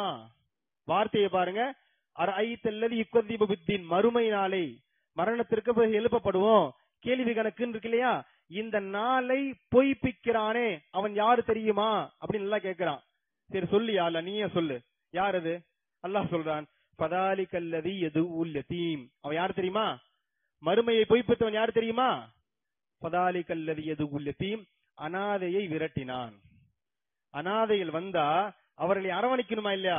அவனா அரவணைக்கல, அனாதைகளை விரட்டினான். வலா யஹுல்லு அலா தாமில் மிஸ்கீன், இவனும் ஏழைகளுக்கு கொடுக்கல, அடுத்தவர்களை ஏழைகளுக்கு கொடுக்கணும்னு சொல்லி மக்களுக்கு மத்தியில பெரிய ஆர்வம் மட்டும் இல்ல. வலா யஹுல்லு அலா தாமில் மிஸ்கீன, பா 4 பேருக்கு வாங்கி கொடுப்பான்னு ஆர்வம் முட்டுறது இல்லையா? இந்த ஆர்வம் முட்டல. இவன் மறுமையை பொய்ப்பித்தவன் என்பதாக அல்லாஹ் தஆலா பேசுகிறான். இதெல்லாம் யோசிச்சு பாருங்களேன். ஏழைகளுக்கு கொடுக்கிறதும் அனாதைகளுக்கு கொடுக்கிறதற்கும் மறுமை ஈமான் கொள்வதற்கும் என்ன சம்பந்தம்? ஏதாவது லாஜிக் இருக்கா? அல்லாஹ் சொல்ல அந்த லாஜிக்லாம் நீ எதிர்பார்க்காதப்பா, அது உன் வேலை இல்ல. நீ கொடுக்க வேண்டிய பொறுப்பு உனக்கு இருக்கு. திரும்பவும் சொல்கிறேன், இறை பாதையில் செலவு செய்யவில்லை என்றால் அல்லாஹ் பாதுகாக்க வேண்டும். நம்ம எவ்வளவு ஹஜ் செய்த போதிலும், எவ்வளவு உம்ரா செய்த போதிலும், இரவு முழுக்க சஜிதாவில கிடந்தாலும் நம்முடைய ஈமான் சந்தேகத்திற்குரியது. நம்முடைய ஈமான் சந்தேகத்திற்குரியது. நம்ம மூமினா இல்லையா, அல்லாஹ் ஈமான் கொண்டிருக்கிறோமா இல்லையா, மறுமை நாள் ஈமான் கொண்டிருக்கிறோமா இல்லையா, ரசூலுல்லாஹ் ஈமான் கொண்டிருக்கிறோமா இல்லையா என்பதற்கான ஆதாரம் இறைவனுடைய பாதையில செலவு செய்வது, ஏழைகளை அரவணைப்பது, அனாதைகளை அரவணைப்பது, அண்டை வீட்டர்களை அரவணைப்பது, சகோதரர்களை அரவணைப்பது. அவன் எக்கேடு கட்டா பரவாயில்லைன்னு உட்கார்றது இல்ல, ஒரு முஸ்லீமுடைய பண்பு இல்ல. அருமையான சகோதர பெருமக்களே, நிறைய செய்திகள் இது மாதிரி இருக்கு. ஏதாவது ஏழைகளுக்கு கொடுக்கறதுனால என்ன ஃபாய்தான்னு சொன்னா, அல்லாஹ் சொல்றான், நம்ம 4 பேருக்கு நீ கொடுக்கற இல்லையா, அது அவனுக்கானது இல்ல உனக்கானதுன்றான். அது அவனுக்கானது இல்ல. முஹம்மது என்ற சூராவுடைய கடைசி வசனம், ஹா அன்தும் அஹாவுலா துத்அவுன லிதுன்ஃபிகு ஃபீ சபீலில்லாஹ். சில பேர் இருக்காங்க, அவங்க இடத்துல போய், பா நீ அல்லாஹ் தஆலாவுடைய பாதையில ஏதாவது செலவு செய்யலாமே, அல்லாஹ் தஆலாவுடைய பாதையில ஏதாவது செலவு செய்யலாமேன்னு சொன்னா, ஃபமின்கும் மையபஹலு, அவங்கள சில பேர் கஞ்சத்தனம் செய்கிறார்கள். அதெல்லாம் முடியாது, என் காசு காணா குறைஞ்சிரும், நான் எவ்வளவு கஷ்டப்பட்டு சம்பாரிச்சேன் தெரியுமா, இந்த காசு வர இவ்வளவு சிரமப்பட்டேன் தெரியுமா அப்படின்னு அந்த மைண்ட் செட்ல இருக்கிறாங்க. அல்லாஹ் சொல்கிறான், வமையபஹலு ஃபஇன்னமா யபஹலு அன் நஃப்ஸிஹி. அல்லாஹ் சொல்றான், அப்பா நீ கஞ்சத்தனம் சரியில்ல, நீ கஞ்சத்தனம் சரியில்ல, அது மத்தவங்களுக்கு நஷ்டம் இல்ல, உனக்கு தான் நஷ்டம். நாளைக்கு நீ தான் சிரமப்படுவ. அதாவது இங்க எல்லாம் என்ன சொல்ல வரான் தெரியுமா, அல்லாஹ் என்ன சொல்ல வரான் தெரியுமா, 4 பேர்கிட்ட பார்த்து, இப்ப உதாரணமா அவங்கள பார்த்து, அப்பா நீங்க எல்லாம் அல்லாஹ் தஆலாவுடைய பாதையில செலவு செய்யுங்கப்பா, உங்களுக்கு பக்கத்துல இருக்கவங்க, உங்களுடைய அண்டை வீட்டுக்காரர்கள், உங்க சொந்தக்காரங்க யாராவது கேட்டா அவங்க ஹெல்ப் பண்ணுங்க நான் சொல்றேன் இல்லையா, இதனால யாருக்கு ஃபாய்தான்னு, உங்களுக்கு ஃபாய்தா. கொடுத்தா நீங்க தப்பிச்சுக்குவீங்க. கொடுத்தா அல்லாஹ் சொல்றான், ஃபமின்கும் ஃபஇன்னமா யபஹலு அன் நஃப்ஸிஹி. ஒருத்தன் கஞ்சத்தனம் செய்தால் அது யாருக்கு கொடுக்கலையோ அவனுக்கு நஷ்டம் இல்ல, அல்லாஹ் வேற மூலமா கொடுத்துக்குவான். என் கூட பிறந்த தம்பி அவன் கஷ்டப்படுறான், நான் கொடுக்கலன்னா அவனுக்கு அல்லாஹ் வேற மூலமா கொடுப்பான், அவனுக்கு நஷ்டம் இல்ல, எப்படியும் அவன் வயிறு நிரம்பிடும். ஆனா கொடுக்காததற்கான தண்டனை எனக்கு நிச்சயமாக உண்டு, நான் மறுமையில பதில் சொல்லி ஆக வேண்டும். இந்த கான்செப்ட்ல அல்லாஹ் தஆலா பேசுகிறான். கண்ணியமான சகோதர பெருமக்களே, கடைசியாக இந்த டாபிக்ல 2-3 வார்த்தையோட நான் முடிப்பேன். இன்ஷா அல்லாஹ் அடுத்து சஹாபாக்களுக்குள்ள போயிருவோம். பெருமானார் ஸல்லல்லாஹு அலைஹி வஸல்லம் அவங்க ஆயிஷா அம்மாட்ட கேட்கிறாங்க. திர்மிதி ஷரீஃப்ல 2420 ஹதீஸ். இந்த ஹதீஸ் அறிவிக்கிறது ஆயிஷா அம்மா தான். ஒரு ஆடு அறுத்தாங்க, ரசூலுல்லாஹ் சதக்கா கொடுன்னு ஆடு அறுத்தாங்க. ஆடு அறுத்து எல்லாமே போயிடுச்சு. ஆடு அறுத்து நம்ம உதாரணமா நம்ம ஆடு அறுத்து எல்லாத்துக்கும் வரவங்க எல்லாம் கொடுப்பான்னு சொல்றோம். நம்ம ரசூலுல்லாஹ் சொல்லிட்டு போயிட்டாங்க, ஆயிஷா எல்லாத்தையும் கொடுத்துட்டாங்க. கடைசியில ஒரே ஒரு கால் மட்டும் கத்தஃபுன்னா முன்னங்கள், ஒரே ஒரு லெக் பீஸ் தொட மட்டும் இருக்கு. ரசூலுல்லாஹ் கேக்குறாங்க, மா பக்கிய மின்ஹா, அப்ப அந்த ஆடு அறுத்தோமே அது என்ன பேலன்ஸ் இருக்கு அப்படின்னு கேக்குறான். என்னதான் பேலன்ஸ் இருக்கு? ஆயிஷா அம்மா சொன்னாங்க, மா பக்கி இல்லா கத்திஃபா, யா ரசூல் எல்லாத்தையும் கொடுத்துட்டேன், ஒரே ஒரு கால் மட்டும் தான் பாக்கியா இருக்கு, ஒரே ஒரு கால் மட்டும் தான். அவங்க சொல்றது நியாயமா இருக்கு. ஆளு தலை நெஞ்சு கறி முன்னங்காலு பின்னங்கால் எல்லாத்தையும் கொடுத்துட்டோம், ஒரே ஒரு கால் மட்டும் தான் பாக்கியா இருக்கு. இந்த மைண்ட் செட்ல ஆயிஷா அம்மா சொல்லும் போது ரசூலுல்லாஹ் சொல்றாங்க, பக்கிய குல்லஹா இல்லா கத்திஃபஹா. ஆயிஷா அப்படி சொல்லாத, எல்லாத்தையுமே கொடுத்துட்டோம், இந்த கால் மட்டும் தான் பாக்கியா இருக்குன்னு சொல்லல. ரசூலுல்லாஹ் என்ன சொல்றாங்க, இந்த கால் மட்டும் தான் இன்னும் கொடுக்கலன்னு சொல்லுங்க. அதாவது எல்லாமே இருக்கு, இந்த கால் மட்டும் தான் இன்னும் பாக்கியா இருக்கு. ரசூலுல்லாஹ் என்ன சொல்றாங்க, கொடுத்தது போக இருக்கிறது மட்டும் தான் நம்ம நினைச்சிட்டு இருக்க. அப்படி கிடையாது, கொடுத்ததுதான் நமக்கானது. இது சாப்பிட்டா செரிச்சிரும், இது சாப்பிட்டோம் இல்லையா, இது செரிச்சு மலமா போயிரும். நம்ம எதை கொடுத்தோமோ அதுதான் நமக்கான பாக்கியானது, நாளை மறுமையில் அதுதான் நமக்கான ஆதாரம் என்பதாக அல்லாஹ் தஆலாவுடைய தூதர் ஹஜ்ரத் ஆயிஷா அம்மா சொல்கிறார்கள். கண்ணியமான சகோதர மக்களே, கொடுக்கிறதுல எங்க பிரச்சனைன்னு சொன்னா, நம்ம கூட ஒருத்தர் இருக்கிறான், நம்ம பிறந்ததுல இருந்து அவன் கங்கணம் கட்டிட்டு இருக்கான், எப்படியாவது நம்ம நரகத்துல தள்ளியே தீரணும்ட்டு. அவனுக்கு ஒரே கான்செப்ட் தான், நமக்காவது பல விஷயம் வரும். அவன் கோல்ல கரெக்டா இருக்கான், எப்படியாவது நம்ம நரகத்துல தள்ளுண்டு அவன் உட்கார்ந்து சொல்லிக்கிட்டே இருப்பான். அஷ்ஷைத்தானு யஇதுகுமுல் ஃபக்ர் வ யஅமுருகும் பில் ஃபஹ்ஷா. அல்லாஹ் சொல்கிறான் பக்ரா இந்த அத்தியாயத்தோட 268வது ஹதீஸ். ஷைத்தான் கடைசி வரைக்கும் நம்மள சொரிஞ்சுக்கிட்டே இருப்பான், கொடுக்காத குறைஞ்சிரும், கொடுக்காத குறைஞ்சிரும். தங்கச்சி வந்து கேட்கும் போது கொடுக்காத குறைஞ்சிரும், பள்ளிவாசல் கேட்கும் போது கொடுக்காத குறைஞ்சிரும், நீ ஏன் கொடுக்கற, எவ்வளவு கஷ்டப்பட்டு சம்பாதிக்கிறது தெரியுமா. அதாவது இந்த மைண்ட் செட் ஷைத்தான் எப்பயுமே நம்மள ஏவிக்கிட்டே இருப்பான். இன்னும் வெளிப்படையா சொல்றதா இருந்தா, நம்ம அல்லாஹ்வுடைய பாதையில செலவு செய்யும் போது யாராவது வந்து அப்பா அப்பெல்லாம் கொடுக்காத, நாளைக்கு உன் பிள்ளைகளுக்கு என்னன்னு கேட்டாங்கன்னு விளங்கிக்கோங்க, இதெல்லாம் ஷைத்தான் தான். ஷைத்தான் இந்த ரூபத்துல வந்து நம்மள்ட்ட பேசுறா விளங்கிக்கோங்க. ஷைத்தானுடைய கான்செப்ட் இதுதான், வறுமையை கொண்டு நம்மளை எச்சரித்துக்கு பயமுறுத்திக்கிட்டே இருப்பான். வறுமை வந்துரும்பா, நாளைக்கு உன் பிள்ளைகளுக்கு என்ன பண்ணுவ, அதனால தூக்கி இப்பயே எல்லாத்தையும் வாரி இறைச்சிடாத, அப்படின்ட்டு ஷைத்தான் நம்ம ஏவிக்கொண்டே இருப்பான். அல்லாஹ் சொல்கிறான், வல்லாஹு யஇதுக்கும் மக்ஃபிரத்து மின்ஹு வ ஃபضலா. அல்லாஹ் தஆலா சொல்றான், நீ தூக்கி கொடு, உனக்கு நான் மக்ஃபிரத்தை கொடுக்கிறேன். வல்லாஹு வாசில் அலீம். அந்த வசனம் எப்படி முடியும் சொன்னா, அல்லாஹ் விசாலமானவன், நீ கொடுக்கிறதுனால உனக்கு குறையாது. நீ கொடுக்கிறதுனால குறையும்னு ஷைத்தான் சொல்றானா? அதெல்லாம் கிடையாது. அல்லாஹ் சொல்றான், நீ கொடு, நான் விசாலமானவன், உனக்கு நான் ரிஸ்க்ல இருந்து கொடுப்பேன். ஷைத்தான் சொல்றான், நீ கொடுக்காதாப்பா குறைஞ்சிருண்டு. இப்போ நம்ம யார் பேச்சை கேட்கணும்? இங்க ஷைத்தான் பேச்சை கேட்டு தடுத்துக்கிறதா, இல்ல அல்லாஹ்வுடைய பேச்சை கேட்டு கொடுக்கிறதா? இந்த இங்க நம்ம எந்த பாதையை தேர்வு செய்யறோமோ அதன் மூலமாக நம்ம வழி நடத்தப்படுவோம் என்பதுல ரொம்ப கவனமாக இருக்க வேண்டும். கண்ணியமான சகோதரி பெருமக்களே, அதனால கொடுக்காத போது நம்ம யாருக்கு கொடுக்கலையோ அவங்களுக்கு நஷ்டம் இல்ல. நான் திரும்பவும் சொல்றேன், பள்ளிவாசலுக்கு கேட்கிறாங்க, கொடுக்கல, நம்ம கொடுக்கலன்றா பள்ளிவாசல் நின்று போயிருப்பதா? பள்ளிவாசல் ஏசி போடணும்னு கேட்கறாங்க. உதாரணமா பள்ளியில ஏசி போடணும்னு கேட்கறாங்க. மக்கள்கிட்ட எல்லாம் கேட்கறாங்க. ஒருத்தர் அவர் ஒரு 2 லட்சம் ரூபாய் கொடுப்பான்னு எதிர்பார்த்து போறாங்க. அவர் 2 லட்சம் ரூபாய் கொடுக்கல, பள்ளிவாசல் ஏசி போடாம பெற போதா? வேற யார் மூலமா எல்லாம் கொடுப்பான். பள்ளிக்கு எந்த நஷ்டமும் இல்ல, கொடுக்கலங்கிற அவருக்கு தான் நஷ்டம். நம்ம கொடுக்கலன்னு விளங்கிக்கோங்க. நாம கொடுக்கலன்னு எனக்கு தான் நஷ்டமே தவிர நான் யாருக்கு கொடுக்கலையோ அவர்களுக்கு நஷ்டம் இல்ல. அல்லாஹ் எப்படியும் அவர்களுக்கு கொடுத்து விடுவான். இந்த மைண்ட் செட் நம்ம இடத்துல இருக்கணும். சஹாபாக்கள் இதுல ரொம்ப தீவிரமா இருந்தாங்க. கொடுக்கறதுல பைத்தியம், கொடுக்கறதுல கிட்டத்தட்ட இப்படி எல்லாம் இருக்கல. ஒரு பைத்தியக்காரத்தனமால நடந்துக்கிறாங்க. நம்ம யோசிப்போம், நம்ம இன்னைக்கு சஹாபாக்கள் நடந்த மாதிரி இன்னைக்கு பீமன்ல யாராவது ஒருத்தர் இருந்தா பைத்தியக்கார பயலா அப்படின்னு நம்ம கேட்போம். சஹாபாக்கள் அப்படிலாம் இருந்தாங்க இல்லையா? பஸார் என்ற கிதாப் 2033 ஹதீஸ் பெருமானார் பேசுறாங்க. இந்த ஹதீஸை அறிவிக்கிறது அபூ ஹுரைரா ரலியல்லாஹு தஆலா அன்ஹு. அல்லாஹ் தஆலா ஹதீத் என்ற சூறால ஒரு வசனம் இறக்குகிறான், மை யுக்ரிதுல்லாஹ கர்தன் ஹஸனா. அல்லாஹ்விற்காக வேண்டி யார் அழகிய முறையில கடன் கொடுப்பார், அதான் வசனம். அல்லாஹ்வுடைய பாதையில அல்லாஹ்வுக்கு யார் கடன் கொடுக்கறான்? அல்லாஹ் என்ன கேக்குறானே, அல்லாஹ்வுக்கு யார் கடன் கொடுக்கறான்னு கேக்குறான். இப்ப அல்லாஹ்வுக்கு கடன் கொடுக்க முடியுமா? தாராளமா கொடுக்க முடியும். எப்படி நான் முன்னாடி சொன்ன மாதிரி, ஒரு ஏழைகளுக்கு சாப்பாடு வாங்கி கொடுக்குறீங்களா, இது அல்லாஹ்வுக்கு கொடுக்கிற கடன். பள்ளிவாசலுக்கு 100 ரூபாய் டொனேஷன் கொடுக்குறீங்களா, இது அல்லாஹ்வுக்கு கொடுக்கிற கடன். பக்கத்து வீட்டுக்கார வசதி இல்லாம சிரமமா இருக்காரா, ஒரு 10 கிலோ அரிசி வாங்கி கொடுக்குறீங்களா, இது அல்லாஹ்வுக்கு கொடுக்கக்கூடிய கடன். உங்க சகோதரர் ரொம்ப சிரமப்படுறாரா, அவருக்கு 5000 ரூபாய் கொடுக்குறீங்களா பெருநாள் செலவு, இது அல்லாஹ்வுக்கு கொடுக்கக்கூடிய. இப்படி நீங்க எந்த அல்லாஹ்வுடைய பாதையில செலவு செய்யற எல்லாமே யாருக்கு கொடுக்குறீங்க? நீங்க அல்லாஹ்வுக்கு கடன் கொடுக்குறீங்க. இவங்க கொடுக்கறாங்களோ இல்லையோ அல்லாஹ் கொடுப்பான். என் சகோதரனுக்கு நான் 10,000 ரூபாய் கொடுக்கிறேன், அவன் கொடுப்பானா மாட்டானா எனக்கு தேவையில்லை. இந்த 10,000க்கு பல மடங்கு அல்லாஹ் கொடுப்பான். ஏன்னா இவருக்கு கடன் கொடுக்கல, அல்லாஹ்வுக்கு கொடுக்கிறேன். செய்தி புரியுதா? இப்ப அல்லாஹ்வுடைய பாதையில செலவு செய்யறது என்பது நம்ம அல்லாஹ்வுக்கு கொடுக்கின்ற கடன். அல்லாஹ் தஆலா கிட்டத்தட்ட அவருடைய கண்ணியத்தெல்லாம் இழந்து இந்த வார்த்தையை சொல்றான். நம்ம கடன்ற வார்த்தையை அவ்வளவு யூஸ் பண்ண மாட்டோம் இல்லையா? 4 பேருக்கு மத்தியில அஜரத்து என்ற ஒரு 10,000 ரூபாய் கடன் வாங்கியிருக்கான், யாரா சொன்னா நம்ம கோவம் வரும். நான் உங்கள்ட்ட மரியாதை தெரியாம தானே வாங்கினேன், நீங்க ஏன் வெளிப்படுத்துறீங்க அப்படி நம்ம கோவம் வரும். நம்ம கடன் வாங்கினத வெளிப்படுத்த விரும்ப மாட்டோம். அல்லாஹ் ஓபனா சொல்றான், எனக்கு யாரா கடன் கொடுக்கறான்னு கேக்குறான். நம்ம கடனாளியா இருக்கிறத விரும்புறது இல்ல. ஆனா அல்லாஹ் தஆலா நான் எனக்கு யார் கடன் கொடுக்கறான்னு கேக்குறான். இந்த ஹதீஸ்ல பஸார் என்ற கிதாபுடைய 2033 ஹதீஸ், இந்த வசனம் இறங்கியதுமே அபூ தஹ்தான் ஒரு சஹாபி, அபூ தஹ்தா, இவர் ரசூலுல்லாஹ் வந்தாங்க. யா ரசூலல்லாஹ் இன்னல்லாஹ் யுரீது மின்னல் கர்த். யா ரசூலல்லாஹ், அல்லாஹ் நம்மள்ட்ட கடன் கேக்குறானா? என்ன கேக்குறாங்க?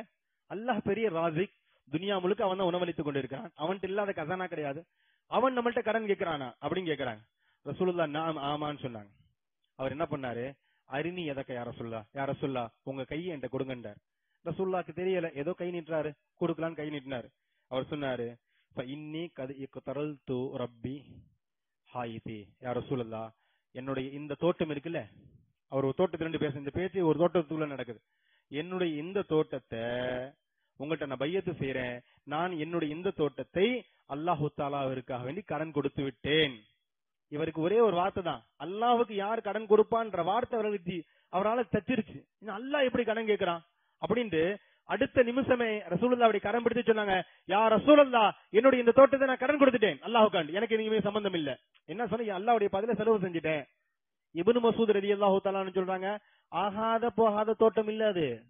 பொதுவா நம்ம ஒரு கடை சரியா ஓடலன்னு நம்பிக்கை எழுதி வைப்போம் இல்லையா, சரியான வருமானம் இல்லாட்டி செய்வோம். ஆனா அப்படி இல்ல. இப்னு மஸ்ஊத் சொல்றாங்க, 600 பேரிச்ச மரங்கள் இருந்தது அன்றைக்கு. அது பெரிய பெரிய வசதி படைத்த தோட்டம், ரொம்ப பெரிய ஒரு பொருள் அது இல்லையா, ரொம்ப பெரிய ஒரு சொத்து, அது சாதாரணமான சொத்து இல்ல. 600 பேரிச்ச மரங்கள் நிரம்பிய அந்த தோட்டத்தை அல்லாஹ் தஆலாவுடைய பாதையில கொடுத்தார். அதோட முடியல, தோட்டத்துக்கு வெளியே வந்தார். வந்து அந்த வீட்டுல, அந்த தோட்டத்துக்குள்ளதான் ஒரு வீடு இருக்கு, ஒரு பெரிய தோட்டம். அந்த தோட்டத்தை அல்லாஹ்வுடைய பாதையில கொடுத்துட்டாரு. கொடுத்துட்டு அந்த தோட்டத்துக்குள்ள அவர் வீடு இருக்கு. அவரு யா உம்ம தஹதா, தன்னுடைய மனைவி அழைக்கிறார். இவர் பேர் அபு தஹதா, மனைவி பேர் உம்மு தஹதா. அபு தஹதான தஹதாவுடைய தந்தை, உம்மு தஹதான தஹதாவுடைய தாய். நல்லா நீங்க உம்மு தஹதா அபு தஹதான பெரிய நாள, அபு முகமது முகமதுடைய அப்பா, உம்மு முகமது முகமதுடைய அம்மா. அப்போ இவர் பேர் அபு தஹதா, தஹதாவுடைய தந்தை. இவர் யார் அழைக்கிறாரு? தன்னுடைய மனைவி அழைக்கிறார். உம்மு தஹதா, தஹதாவுடைய தாயே, உஹ்ருஜி, வெளியவா, ஃபகத் இக்தரல்து ரப்பி அஸ்ஸ வஜல், இந்த தோட்டத்தை நான் அல்லாஹு தஆலாவுடைய பாதையில அல்லாஹ்வுக்கு வேண்டி சதகா செஞ்சுட்டேன், அல்லாஹ்வுக்கு கடன் கொடுத்துட்டேன், அல்லாஹ்வுக்கு கடத்திட்டேன்.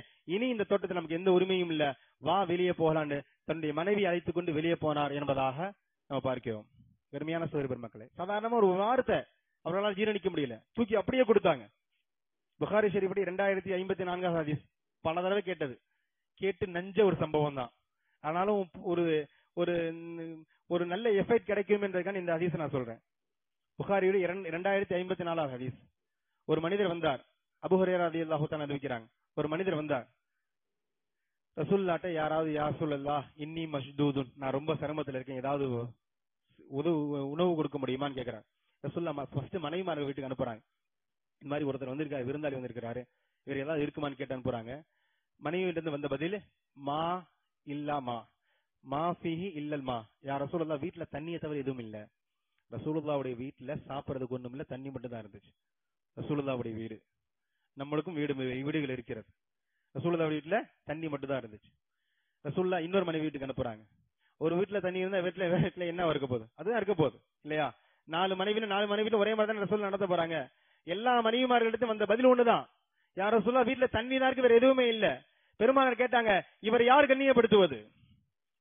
முதல்ல விளங்கிங்க, ஃபர்ஸ்ட் நம்ம வீட்டுல பாக்கணும். ஒருத்தர் வந்துட்டா, ஜி நீங்க கொடுங்க, ஜி நீங்க கொடுங்க, ஜி இல்ல நாமள்ட்ட என்ன இருக்கு, நாம என்ன கொடுக்கிறோம்? ரசூலுல்லாஹ் முதல்ல மனைவிமார்களை பார்த்தாங்க, எதுவுமே இல்லங்கும் போது கேட்டாங்க, இவர் யாரு கண்ணியப்படுத்துவது? ஒரு அன்சாரி சஹாபி எழுந்தார், யா ரசூலுல்லாஹ் இவரை நான் என்னுடைய வீட்டுக்கு இவரை விருந்தாளியா எடுத்துட்டு போறேன்னு சொன்னாங்க. ரசூலுல்லாஹ் கூட்டு போன்னு சொன்னாங்க. வேகமா வீட்டுக்கு போனாரு. மனைவி வீட்டை கேக்குறாங்க, ஹல் இந்த ஷையுன், வீட்டுல என்னப்பா இருக்குன்னு. அந்த அம்மா ஒரே ஒரு பதில் தான் சொன்னாங்க, லா காலத் லா இல்லா கூத்து சபியான். கணவர்கிட்ட சொன்னாங்க, ஒண்ணுமே கிடையாது, பிள்ளைங்க சாப்பிடுறது கொஞ்சம் சாப்பாடு இருக்கு. அதாவது ஒரு 4 பரோட்டா, நம்ம பாஷையில சொல்றதா ஒரு 4 பரோட்டா இருக்கு, அவ்வளவுதான், வேற எதுவுமே இல்ல. அது பிள்ளைங்க சாப்பிடுறதுக்கு தான், பிள்ளைங்க சாப்பிடுறதுக்கு கொஞ்சம் சாப்பாடு தான் இருக்கே தவிர எதுவுமே இல்லைன்னு சொல்லிட்டாரு. இவர் என்ன பண்ணிருக்கணும்? திரும்ப கூட்டு வந்து, யார சொல்லலாம், நான் வீட்டுல ஏதாவது இருக்குன்னு கூட்டு போனேன், ஒண்ணுமே இல்ல, என் பிள்ளைங்க சாப்பிடுறது ஏதோ இருக்கு, நீ இவர் வேற வீட்டுக்கு அனுப்புங்கன்னு சொல்லிருக்கணுமா இல்லையா? நம்ம அதை சொல்லிருப்போம். அப்படி சொல்றது தப்பும் கிடையாது இல்லையா? ஆனா அவர் என்ன சொன்னாரு, பிள்ளைங்களை பிஷையின், பிள்ளைங்களை ஏதாவது விளையாட்டு காட்டி தூங்க வச்சிருமா? தாம் பெத்த பிள்ளைய நைட்டு சாப்பிடாம தூங்குறது எந்த தகப்பனாலும் ஏத்துக்க முடியாது.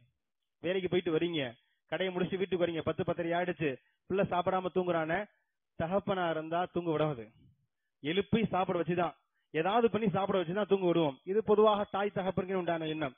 அவர் என்ன சொல்றாரு, விருந்தாளிக்கு கொடுக்கணும், அதனால பிள்ளைங்களை ஏதாவது சொல்லி தூங்கவை. இப்ப இதாவது லைஃப்னா, நம்ம விருந்தாளி வீட்டுக்கு வந்தாருன்னு 10 சிராஜ, விளக்க அணைச்சிரு, இப்படி விளக்க அணைச்சிரு, நம்ம சாப்பிடுற மாதிரி பாவலா கொடுப்போம்.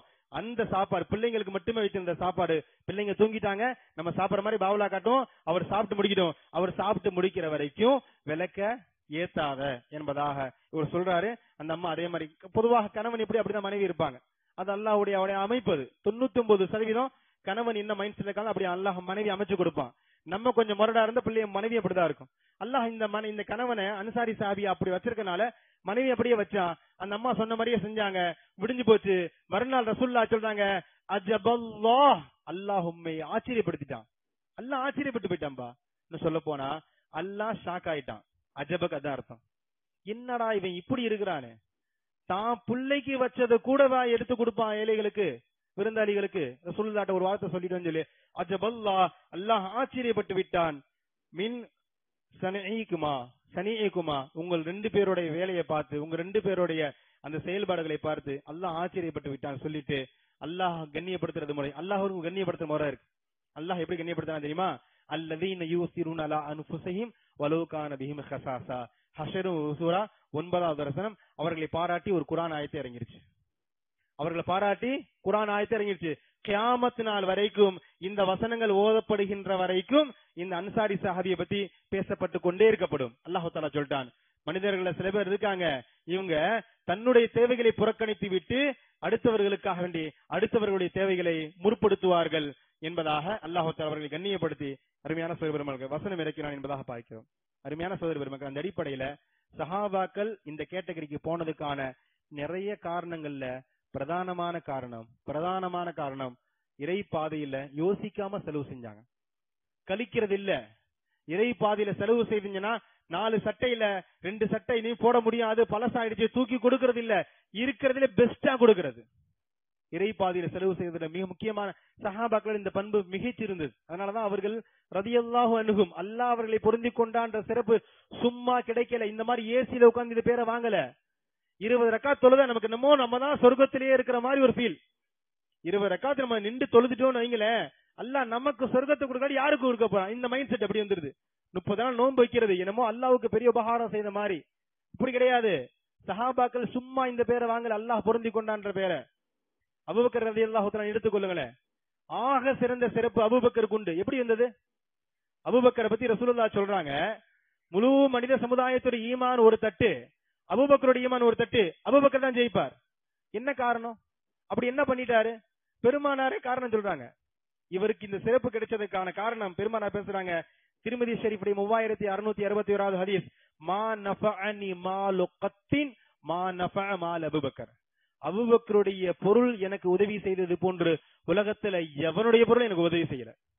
ஏன்னா அவ்வளவு அதன் மூலமாக நான் பயன்பெற்று இருக்கிறேன்.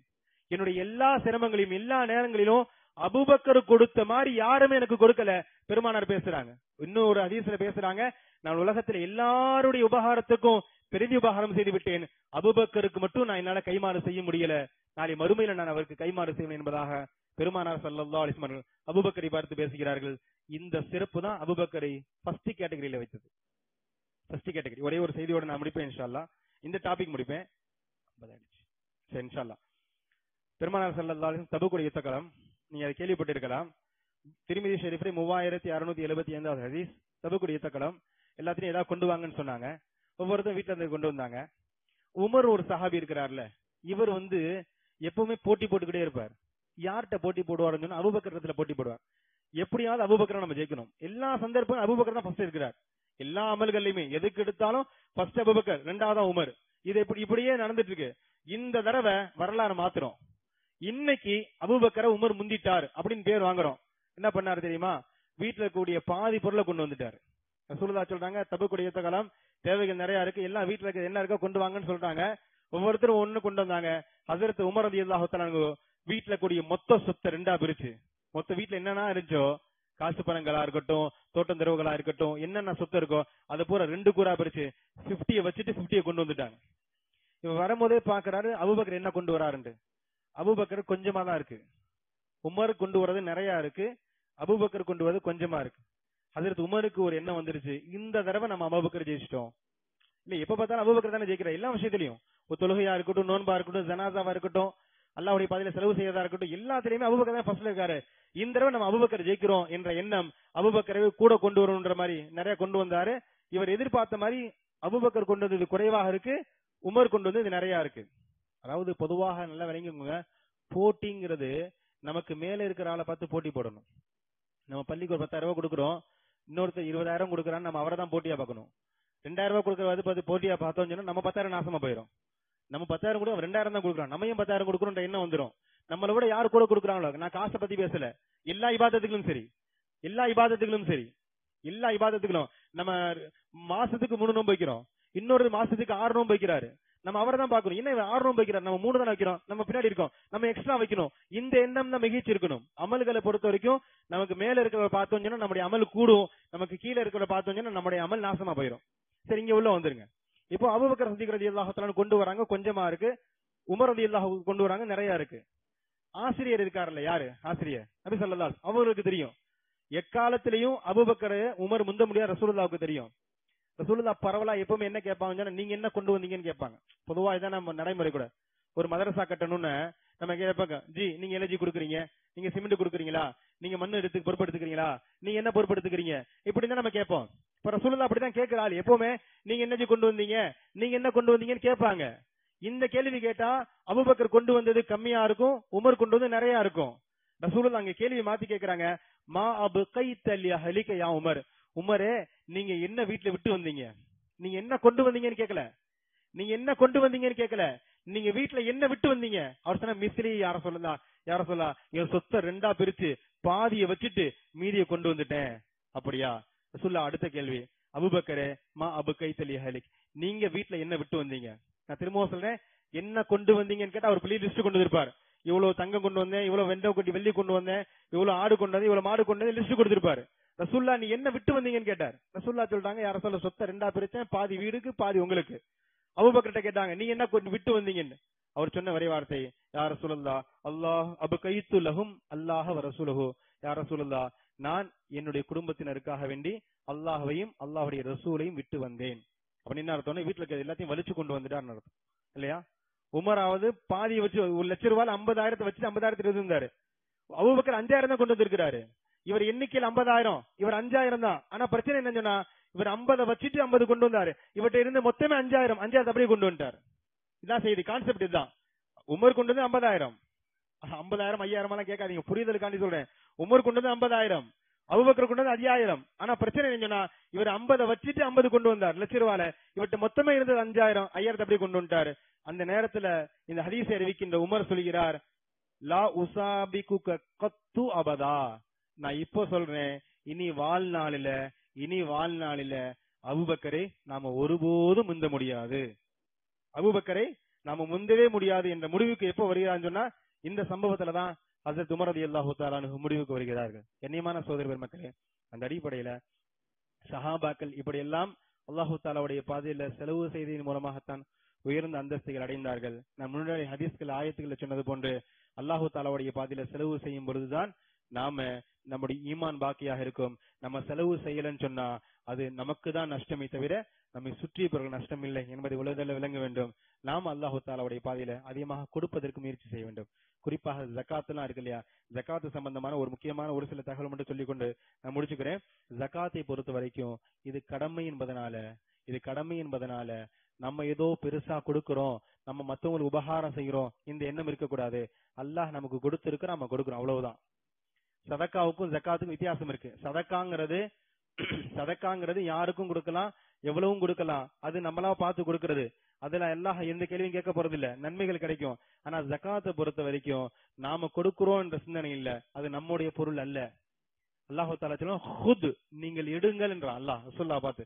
நீங்க ஒருத்தர் ஜகாத் கொடுக்கறதுக்கு தகுதி இருக்கா, அவர்கிட்ட நீங்க எடுங்க, ஹுத்னே பிடுங்குன்னு அர்த்தம். நீங்க அவர்கிட்ட இருந்து வாங்குங்க, அது அவருடைய பணம் இல்ல.